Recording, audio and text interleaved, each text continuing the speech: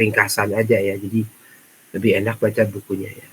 Dalam menggambar sebuah graf, bentuk sisi bisa berupa garis lurus atau ruas garis lengkung. Jadi bahkan edge itu nggak harus garis lurus. Makanya tadi di ini nih edge yang menghubungkan V1 sama V3 saya buatnya melengkung.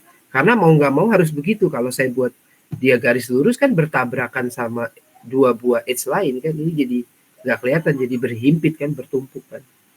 Nggak kelihatan, jadi memang harus melengkung. Ada kasus di mana memang gambar edge-nya harus melengkung gitu maksudnya. Jadi di graf itu tidak dilarang ya gambar sebuah edge, atau di sini disebutnya sisi ya. Bisa berupa garis lurus, boleh juga garis lengkung, boleh. Dengan demikian pula pada ukurannya kita boleh bikin dia pendek, boleh bikin dia panjang.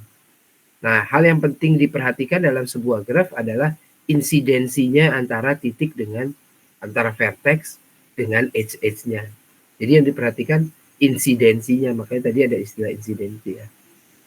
Sebagai contoh, gambar 1-2 di bawah ini menggambarkan graf yang sama karena insidensinya antara vertex dan edge itu sebenarnya sama. Cuma view-nya atau visualnya kelihatan beda gitu kan ya. Tapi sebenarnya ini graf yang sama. Nah, ini kan visualnya beda banget. Ini 1, ke-2, ke-3, ke-4 membentuk seperti oval atau lingkaran gitulah ya.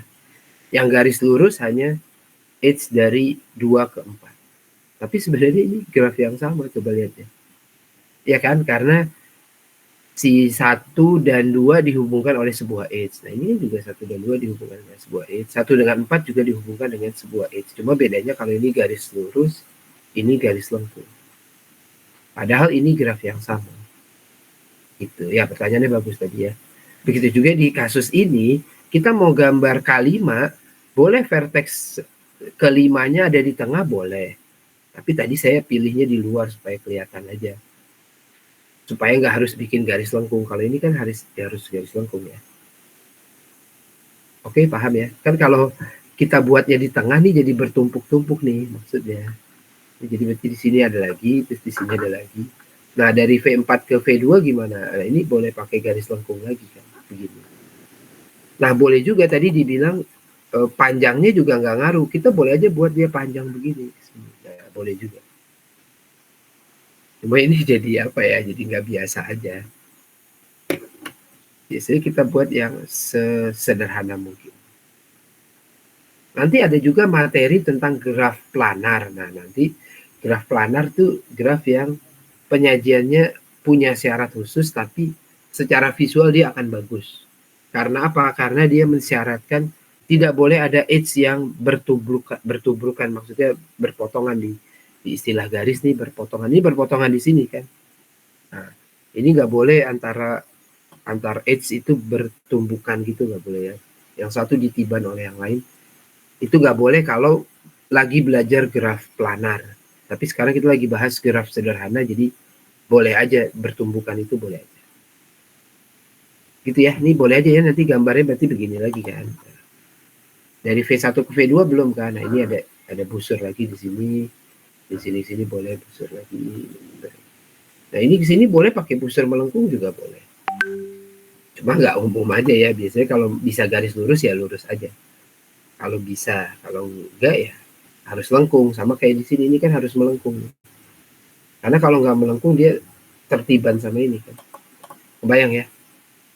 Nah itu kira-kira. Ini tetap K5 juga ya, ini kita tetap sebut K5 juga. Oke, ada pertanyaan lagi?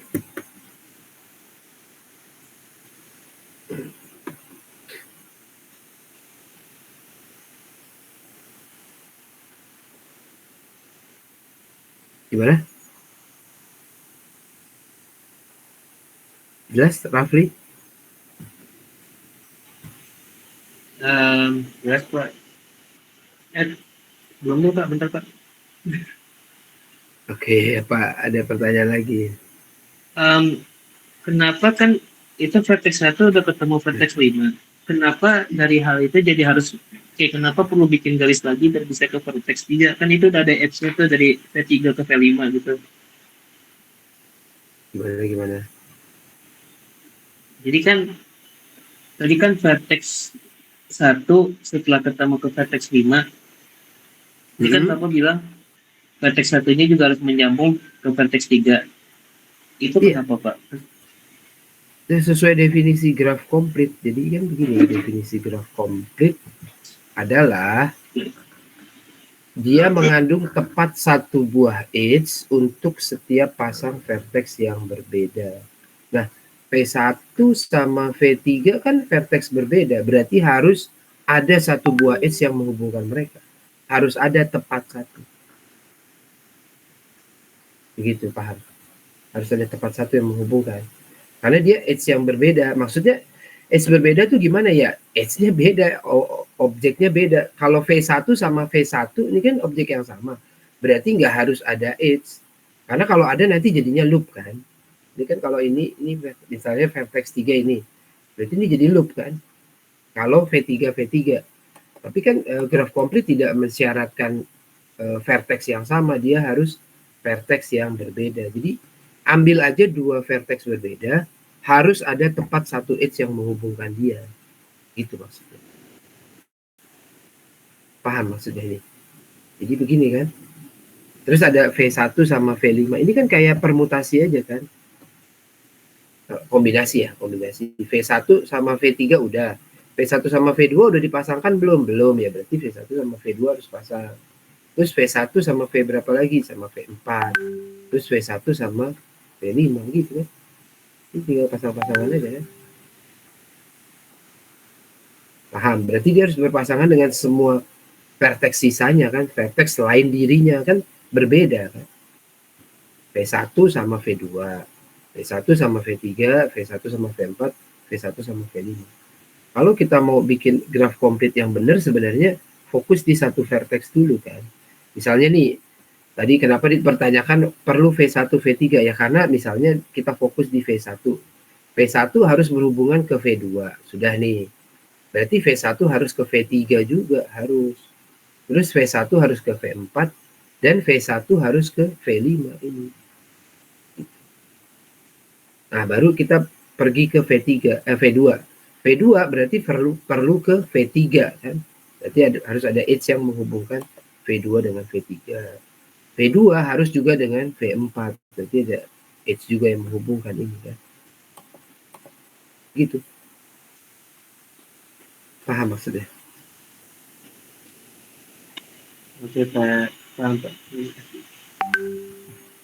Ya, nanti kalau kita disuruh bikin K6 graf komplit K6 berarti gimana? Berarti kita buatlah 6 buah sisi. Lebih enak bikin jadi segi 6 ya. Segi 6 tuh kayak gini ya.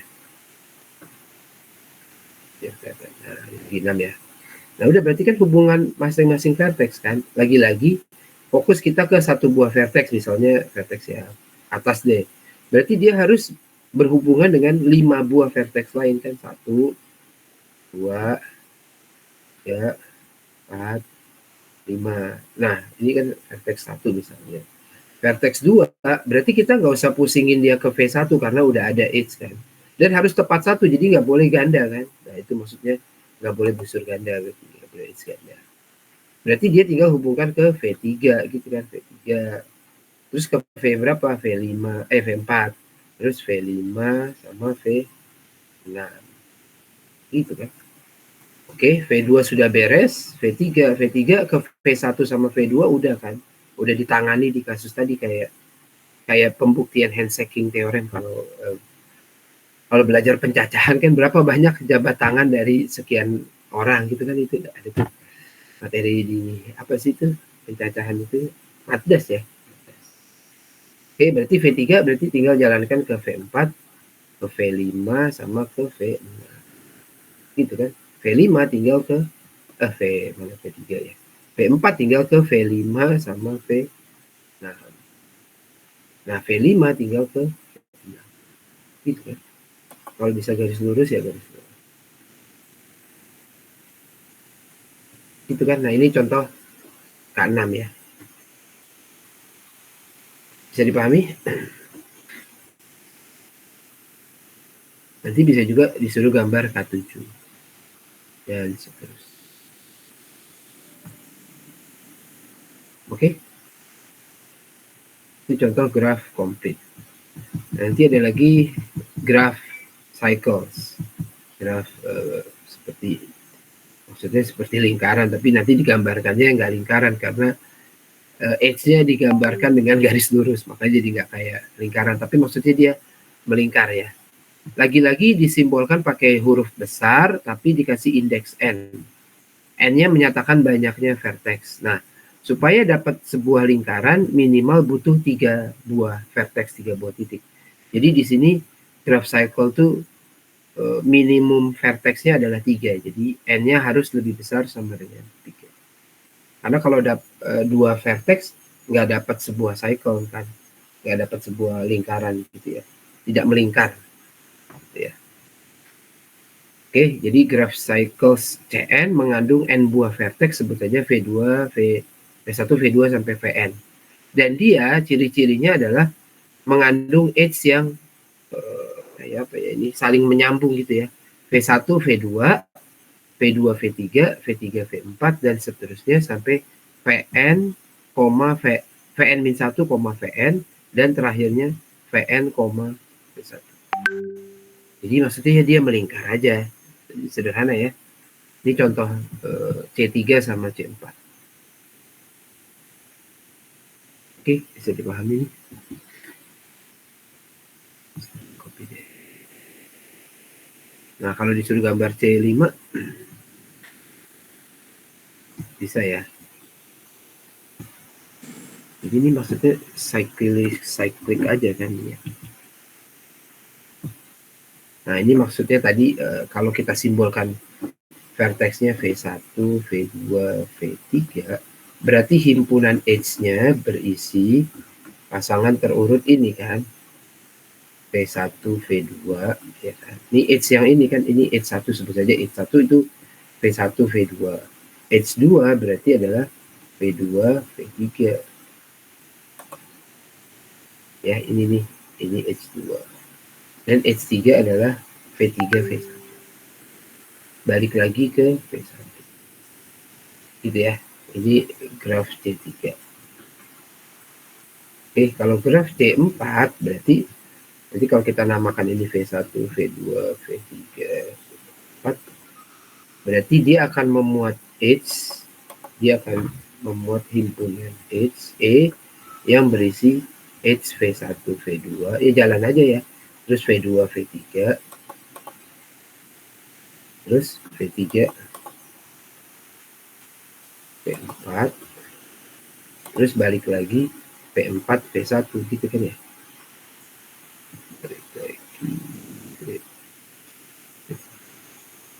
Ya benar kan, secara gambar itu kan maksudnya itu ya.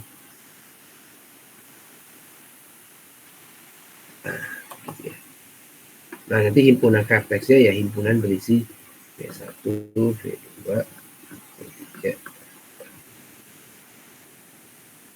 Oke, ini graf C4. Graf C4, graf yang memuat V, E, di mana gitu ya, di mana P dan E-nya adalah seperti ini. Paham ya? Ini kan tinggal ganti V1, V2, V2, V3, V3, V4 ini kan N-nya nih kan. Sampai Vn berarti kan, terus nanti Vn dihubungkan lagi dengan V1. Nah, ini yang disimbolkan Vn-1 kan, karena N-nya dalam hal ini 4. Berarti V3 itu adalah Vn-1.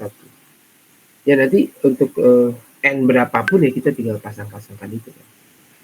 Intinya dia akan ngelup gitu ya, membentuk lingkaran gitu ya. Membentuk siklus. Nah, susah ya ini ya. Nah, cuma mungkin nanti representasi aja. Jadi nanti ada soal yang menyajikan dalam bentuk gambar. Ini kan dalam bentuk gambar nih, ini visual ya. Ada soal yang menyajikan dalam bentuk seperti ini, aljabar ini ya, dalam bentuk matematis.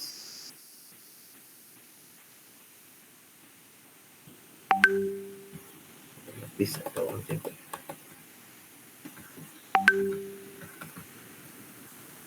dijabarkan gitu ya.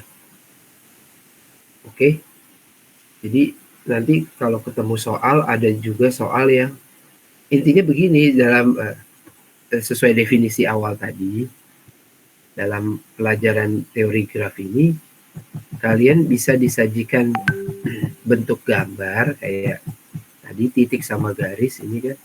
Nah ini definisi graf isinya titik sama garis gitu kan ya. Tapi bisa juga dalam bentuk simbolik seperti ini. Ya, jadi nanti ada soal-soal atau materi tentang graf yang grafnya itu disajikan dalam bentuk visual, ada juga yang tidak dalam bentuk visual tapi dalam bentuk matematis aljabar seperti ini. Itu. Oke, nanti ada graf yang punya ciri-ciri khusus, nanti dia bisa disajikan dalam bentuk seperti ini. Contohnya juga yang tadi definisi graf cycles tadi, ini kan disajikan dalam bentuk aljabar kan. Nah ini kan dalam bentuk aljabarnya seperti ini. Coba kalau kalian nggak disajikan gambarnya, kira-kira paham nggak nih? Ada juga buku yang menyajikannya dalam bentuk begini aja. Jadi diimajinasikan sendiri aja ya. Tapi kalau divisualisasikan jadi kayak gini ya. Ini contoh C3 sama C4. Kenapa buku-buku atau secara matematis lebih sering disajikan nanti? Karena ini berlaku umum. Kan kalau kita bilang graph cycles untuk n buah vertex, kita gambarinnya gimana? Kan gambarnya jadi bingung, n-nya berapa? Nah kalau disajikan dalam bentuk aljabar begini kan n-nya bisa angka berapa aja. Berlaku umum. Kalau gambar visual ini kan kita cuma untuk gambarkan beberapa contoh, ini C3, C4. Ya. Kalau ditanya C100 gimana? Nah berarti kan gambarnya malah menyita tempat kan. Lebih baik sajikan dalam bentuk matematis. Misal ditanya C1000, nah berarti kan nanti tinggal ganti V1000, V1. Kalau gambarnya gimana? Nah gambarnya nggak muat kan, kalau V1000 berarti vertexnya ada 1000, banyak banget kan. Ya jadi nanti penyajiannya bisa dalam bentuk visual dan bisa dalam bentuk matematis ya. Tergantung kebutuhan. Oke, yang ketiga ada graph wheels atau roda. Disimbolkan WN. Oke, W ini menyatakan wheels atau roda tadi. N-nya menyatakan banyaknya vertex. Lagi-lagi dimulai untuk N lebih besar sama dengan 3 supaya bisa berbentuk roda. Gitu ya. Graf ini diperoleh dengan menambahkan sebuah vertex pada graph cycle Cn. Lalu menghubungkan vertex baru ini ke setiap vertex yang ada pada Cn dengan menambahkan HH baru. Jadi sederhananya graf WN diperoleh dari Cn dengan menambahkan satu buah vertex. Nah, vertexnya itu biasanya di tengah-tengah supaya mirip seperti ilustrasi roda. Itu kan roda itu kan punya titik pusatnya kan. Nah, kira-kira ini gambarannya. Ini W3 sama W4. Ini berasal dari C3 sama C4 ya maksudnya ini. Ditiban ya tulisan C ya. Oke, jadi nanti graf roda ini punya vertex sebanyak n plus 1 ya. Jadi jangan tertipu dengan n-nya ini ya. Jadi n-nya bisa gimana ya? Maksudnya n-nya tidak selalu menyatakan jumlah vertex dalam graf itu. W3 tuh maksudnya berasal dari C3. Oke, tapi vertexnya nanti sejumlah 4 bukan sejumlah 3 karena kan dia nambahkan sebuah vertex baru. Ya, dilihat di sini contoh W3, dia berasal dari C3, tambahkan vertex baru di tengah.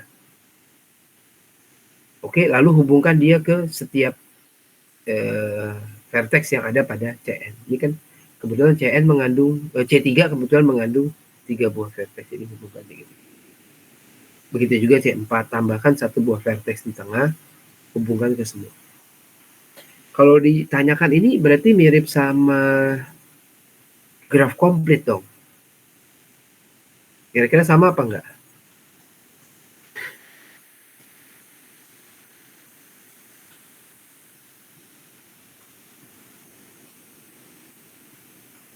Jawabannya enggak kan? Dilihat dari dari W4 ini kan tadi nih kan kalau dia graf komplit harus ada busur dari atau edge dari sini ke sini gitu kan ya. Tapi ini kan nggak ada. Paham kan ya?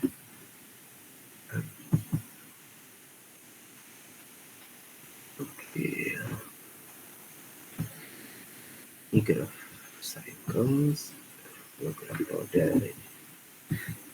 Ya, jadi dia bukan graf komplit ya. Kalau komplit tuh tadi ya dari sini harus ada edge yang menghubungkan ke sini.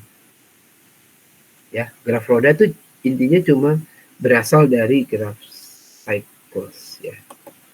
Jadi kalau kita mau gambarkan W5, gambarlah segi 5 ya. W5 ini berarti berasal dari C5. Ini hubungkan ini ke sini, ini ke sini. Ini ke sini. Nah, ini C5 ya. Kalau C5 ini. Kalau W5 tambahkan vertex di tengahnya biasanya. Supaya kelihatan kayak roda ya. Hubungkan dia ke semua vertex yang ada. Berarti ke 5 buah ini. 1, 2, 3, 4. Ini jadi roda kan. Paham ya maksudnya? Jadi dia nggak sama dengan graf komplit ya. Yang dihubungkan ke semua vertex cuma si vertex tambahan ini, vertex yang di tengah. Ya, atau kita sebutnya pusat dari roda itu ya. Oke, itu contoh W5. Nanti bisa ya kalau diminta bikin W6, W7, dan seterusnya. Oke, berikutnya ada graf bipartit. Suatu graf G berisi V dan E, ya, maksudnya vertex, himpunan vertex dan himpunan edge, disebut bipartit jika himpunan vertex V dapat dipartisi menjadi dua himpunan tak kosong yang saling lepas, yang kita sebut saja V1 dan V2. Sedemikian sehingga setiap edge pada graf menghubungkan sebuah vertex di V1 dan sebuah vertex di V2. Tapi tidak ada edge yang ada di G yang menghubungkan setiap vertex di masing-masing V1 ataupun V2. Oke, bisa dipahami nggak tuh definisinya? Boleh dibaca lagi.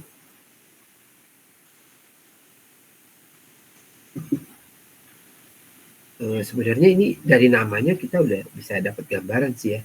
Bipartit tuh berarti dia terpisah menjadi dua bagian. Ya. Nanti disebutnya V1 sama V2. Sederhananya begini, antara vertex-vertex di V1 sama V2 tidak berhubungan sama sekali. Tapi antar vertex di V1 dan V2 harus saling berhubungan, harus. Gitu ya. Jadi setiap edge pada graf itu menghubungkan sebuah vertex di V1 dan sebuah vertex di V2. Jadi kalau ada dua buah vertex nih, yang satu ada di himpunan V1, yang satu ada di himpunan V2, harus ada edge yang menghubungkan mereka. Tapi kalau mereka ada di himpunan yang sama, di partai yang sama, dia tidak boleh berhubungan, tidak boleh ada edge yang menghubungkan. Oke, supaya kebayang lihat ilustrasi visualnya ya. Nah, ini contoh. Oh, ini malah langsung diambil dari graf C6. Ternyata graf C6 adalah graf bipartit. Kenapa? Karena dia bisa disajikan dalam dua subhimpunan gitu ya. Bisa dipahami nggak nih? Nah, jadi tadi kembali ke penyajian graf tadi ya. Penyajian graf tidak unik gitu kan ya. Begitu juga ilustrasi yang tadi ya. Juga ilustrasi yang ini.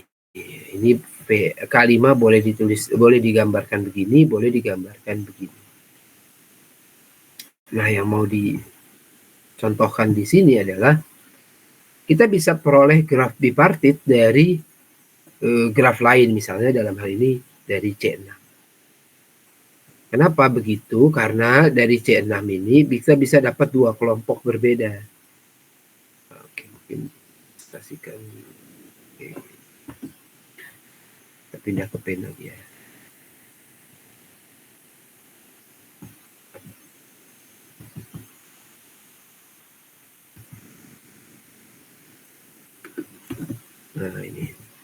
Nah, mungkin supaya nggak bingung, sebut saja vertex-vertexnya V1 sampai V6 ya. Oke, ini V1, ini V2, V3, ini jadi nempel ya. Pisahin dikit ya.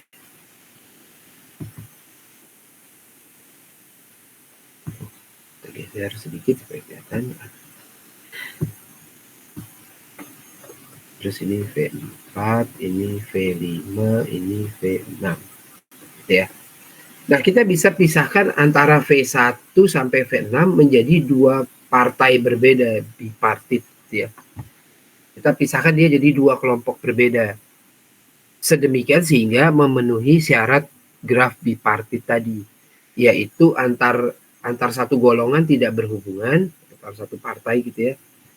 Tapi yang berbeda kelompok itu harus saling berpasangan.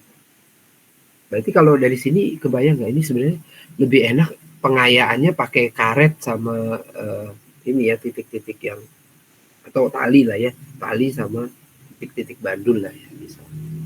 Nanti kita bisa ubah visualnya dia, kita tarik geser gitu kan ya. Ini kalian kebayang nggak sih?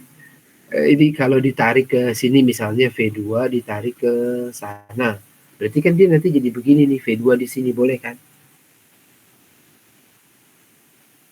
Ya. Ini berarti yang tidak saling berhubungan siapa aja, kita lihat aja nih. Sebenarnya kan V2 berhubungan sama V1, tapi dia nggak berhubungan sama V6, berarti V6 bisa di sini kan? Oke. Paham nggak? Atau V2 sama V6 kayaknya bukan di situ deh. Kalau di visual ini sebenarnya visualnya juga bisa diubah-ubah ya. V2 misalnya di sini, V6 dia kan nggak berhubungan sama V2 kan. Siapa yang tidak berhubungan lagi sama V2? Yaitu V4 sama V5. Tapi kita lihat lagi nanti yang saling berhubungan V5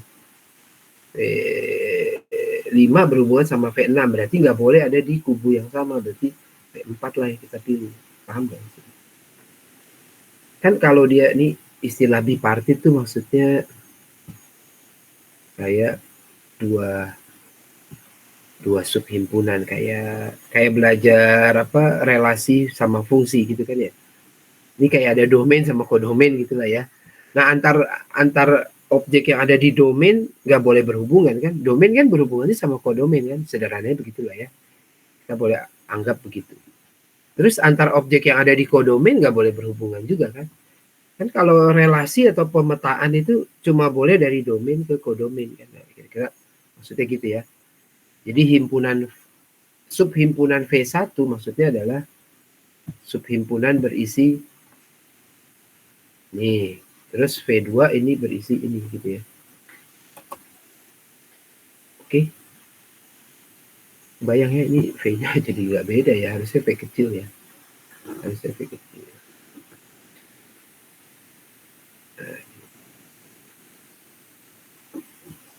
Oke, jadi V2 sama V6 sama V4.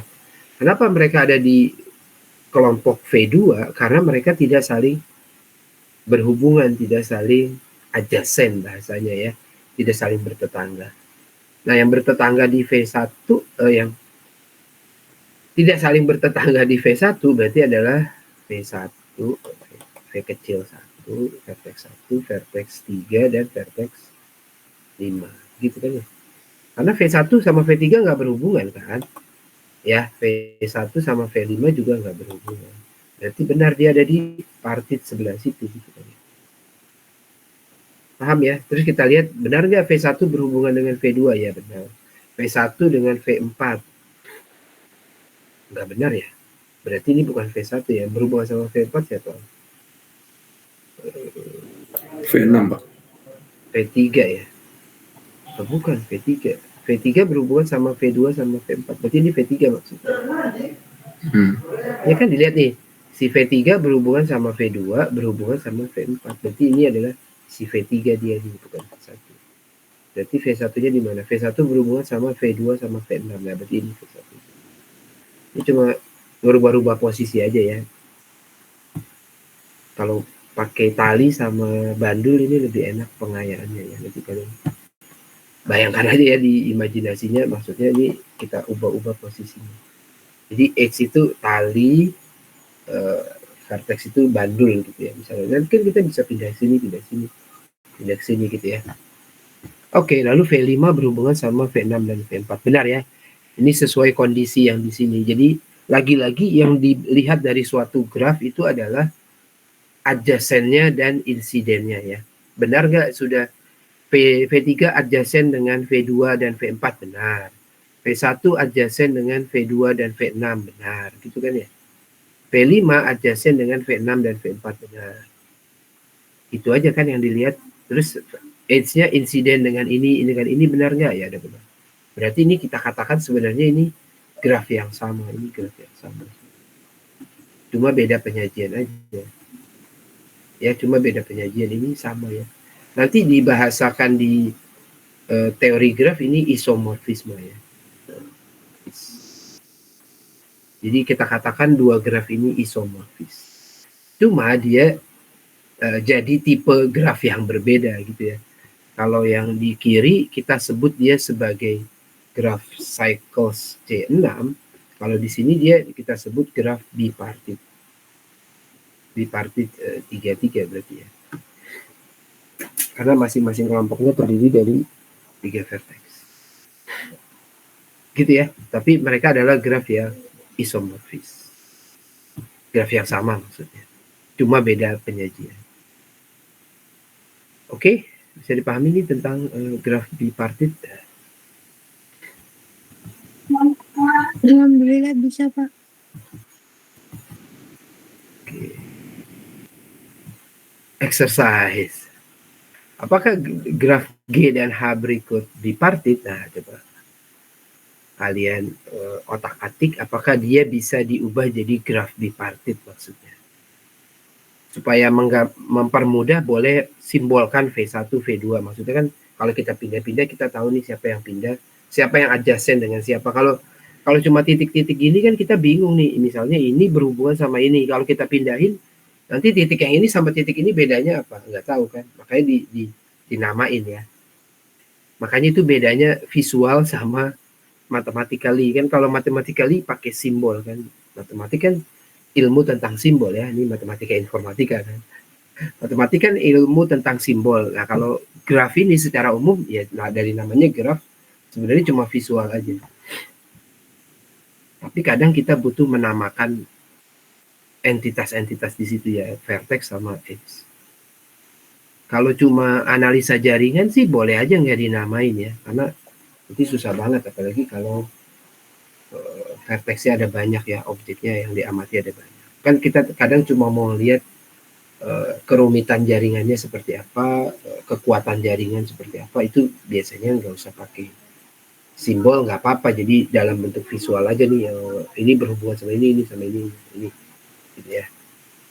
Oke, tapi secara umum kita boleh simbolkan dalam bentuk matematis.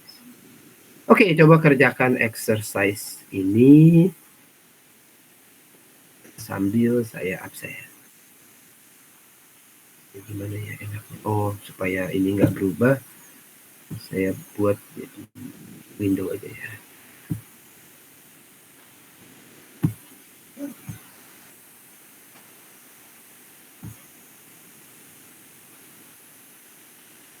Oke, kerjakan itu ya. Apakah graf G yang sebelah kiri dan graf H sebelah kanan itu bipartit atau enggak? Silakan dicoba.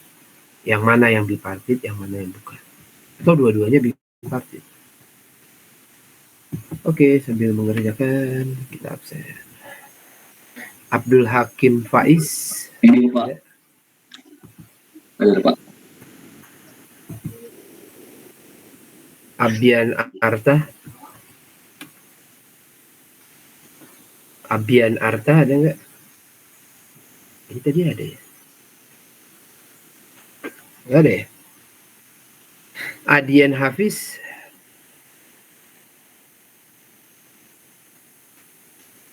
Adin juga nggak ada. Ananda Avensia. Hadir, Pak. Arif Rahman Fikri.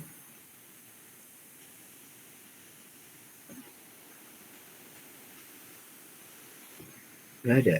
Bayu Praditya. Hadir Pak. Oke. Chandra Erlangga. Hadir Pak. Dava Raditya. Dava ada? Hadir Pak, hadir Pak.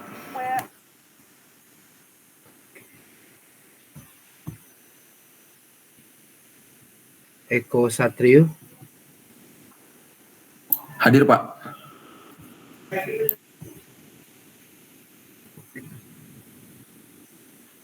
Faras Hudafi. Hadir Pak. Masih ngantuk nih Faras. Farel Amri. Hadir Pak. Friska Angelita. Hadir, Pak. Oke, Friska. Ibra Akbar. Hadir Pak. Ilham Saputra. Hadir Pak. Iman Syah. Iman Syah Putra. Ada. Irsadi Basir. Hadir Pak.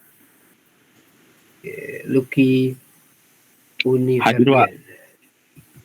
Hadir Pak. Maulana Hamid.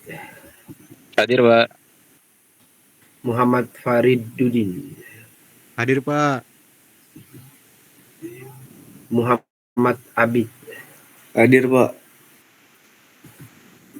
Masih ngantuk juga nih Abid. Muhammad udah. Oh, Eka.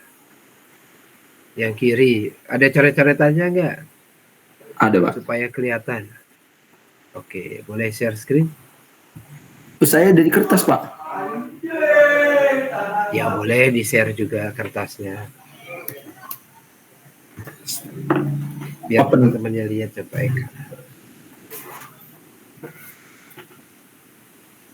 Bentar ya Pak.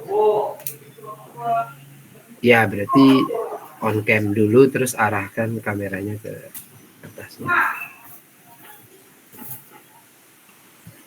Ini saya tutup ya.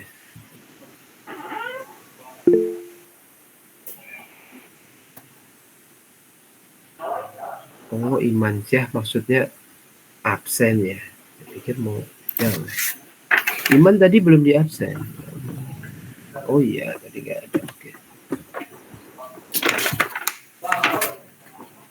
Wah, Gimana Eka? Sudah? Lah, nggak kelihatan. Itu pakai kamera Ini coba belakang. matiin dulu. Pak saya pakai Terus laptop Pak. arahin. Oh, alah. Jadi nggak Filternya kelihatan matiin ya. aja. Kenapa Rafli? Nah itu Caprio pakai filter sama saya. Pakai HP coba join Eka.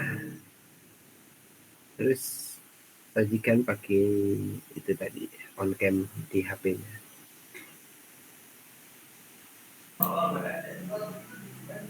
Saya foto aja kali ya Pak. Terus di Saya kirim, nanti saya share screen dari WA Pak. oh iya boleh.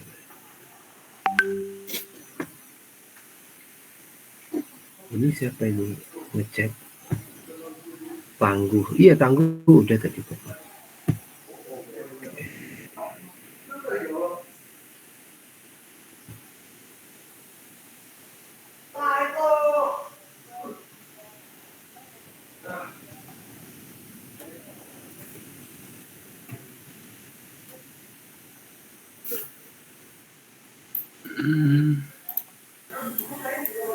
Ini Pak, yang tadi Pak. Yang sebelah kiri. Ya ini yang sebelah kiri Pak. Yang kanannya tadi, Dia Hah? Dia bipartit bukan? yang sebelah kiri bipartite Pak saya dapatnya. Cara ngelihatnya gimana? Ini kayak saya kasih angka kan Pak. Kayak baru saya tarik Oke. satu-satu Pak. 1, Nah, terus ini 2. Duanya ini. ini kok angka satunya ada 2 sih? Oh itu waktu saya coba-coba tadi Pak. bener atau enggak saya ulangin, tapi cara ngerjainnya dibalik, di inverse. Oke, berarti Satu ke yang atas ini, Pak. terus Terus ke kiri.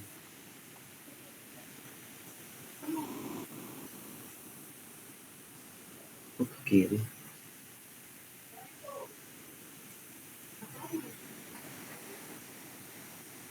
Itu tuh coba yang di sebelah kanan apa itu? Coret-coretan apa tuh? Pasangan-pasangannya ya. Iya, Pak. Oke, anggaplah 1, 3, 5 nanti berpasangan dengan 2, 4, 6 gitu ya. Iya, Pak. 1 ke 2 terus 1 nggak ke 4, dia cuma ke 2 aja, betul. 3 ke 2 dan ke 4 ya, betul. Terus 5 ke 5 yang mana ya? Oh, itu dianggap 5. 5 ke 6 enggak?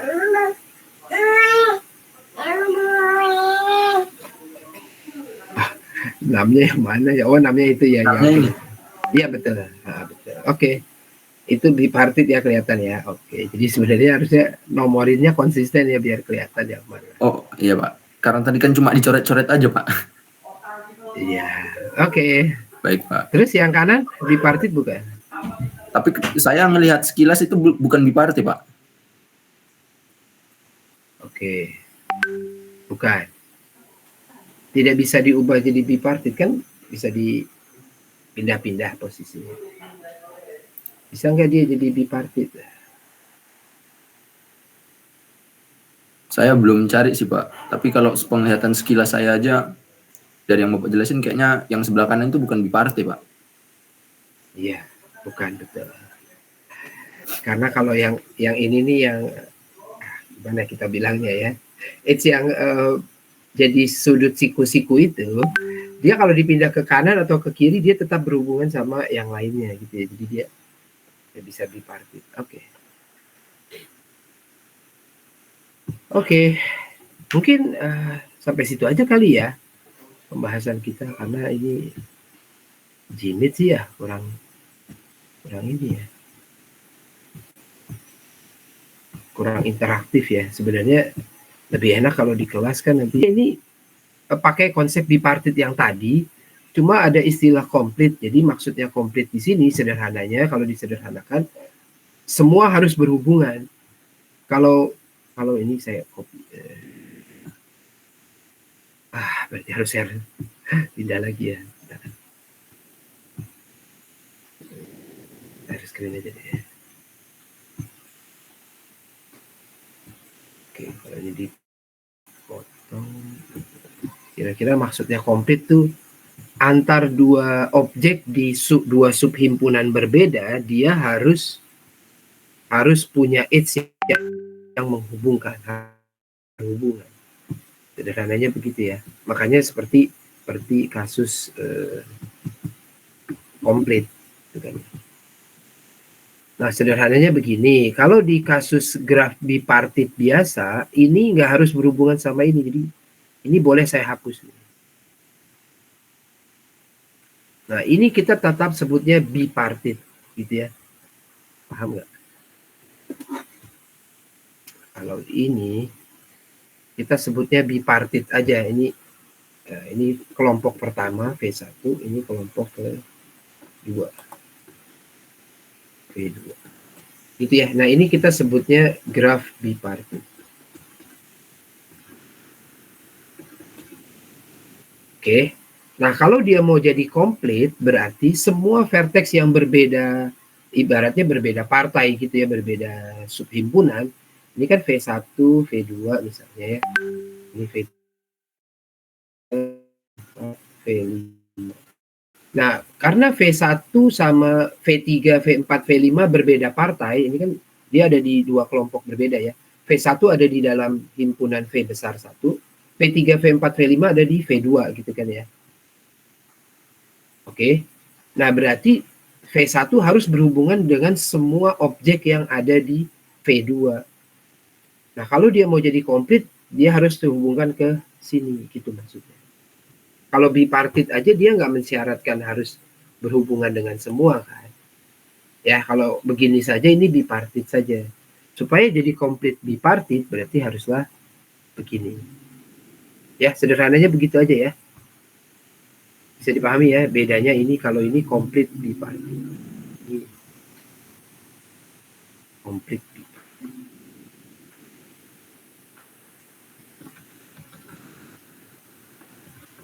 Ya, karena semua objek di sini berhubungan dengan semua objek di subhimpunan lain. Ini namanya komplit bipartit. Ya, jelas ya bedanya bipartit saja sama komplit bipartit. Sederhananya cuma begitu aja ya. Begitu juga ini K33, nah ini jadi komplit ya. Karena semua harus berpasangan dengan objek yang ada di subhimpunan berbeda. Ya, ini contoh komplit bipartit. Nanti dia disimbolkan KMN. Ya, M-nya adalah menyatakan banyaknya vertex di subhimpunan pertama, N-nya banyaknya vertex di subhimpunan kedua. Kalau ini kan K23 karena yang atas ada 2, yang bawah ada 3. Kalau ini K33 karena di atas ada 3, di bawah ada. Gitu ya. Oke, mungkin kita sampai di situ aja, nanti baru kita masuk ke materi berikutnya, modifikasi graf. Sampai di situ ada pertanyaan?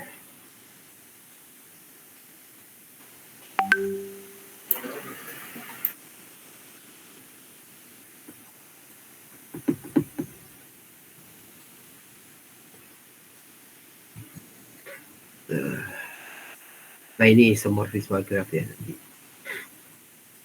Kita pelajari minggu depan deh. Insya Allah minggu depan luring ya. Ya supaya lebih enak juga belajarnya. Ya. Oke, ada pertanyaan nggak terkait materi hari ini? Sampai komplit bipartit. Jadi isomorfisme sudah selesai. Nah ini bipartit aja kan, ini kelihatan ya. Karena si vertex ini tidak berhubungan sama vertex pertama di kelompok 1, tidak berhubungan sama vertex kedua di kelompok 2 kan. Jadi ini bipartit aja, tidak komplit. Kalau mau komplit seperti tadi gambaran K33 ya. Oke. Udah, kalau nggak ada pertanyaan berarti kita akhiri perkuliahan hari ini, kita lanjutkan di hari Rabu depan ya. Oke? Sekian dulu. Assalamualaikum. Selamat siang. Waalaikumsalam.